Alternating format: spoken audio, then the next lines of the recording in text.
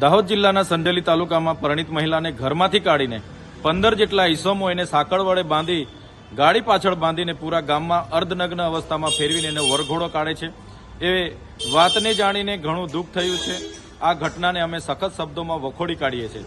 સાથે સાથે અમે એટલા દુઃખી થયા છે કે આટલા મોટા ગામમાં મહિલાઓ પણ હશે, વડીલો પણ હશે અને પદાધિકારીઓ પણ હશે, છતાં આવું ઘીનોનું કૃત્ય કરનાર લોકોને એમણે રોક્યા કેમ નથી એ સવાલ ઉપસ્થિત થાય છે।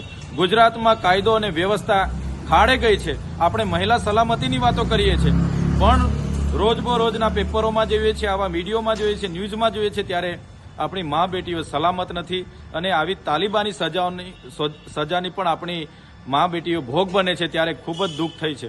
ત્યારે અમે સરકારશ્રીને કહેવા માંગીએ છીએ, આ ઘટનામાં જે પણ લોકો સંકળાયેલા હોય એની તટસ્થ તપાસ કરવામાં આવે અને એ ઘટનામાં જે પણ જવાબદારો હશે એના પર કાયદેસરની કાર્યવાહી કરીને ફાસ્ટ ટ્રેક કોર્ટમાં એક કેસ ચલાવીને એવો કડક દાખલો બેસાડવામાં આવે કે આવી માનસિકતા ધરાવનારા લોકો ફરી કોઈ આવું કૃત્ય ના કરે, એ અમે માંગ કરીએ છીએ।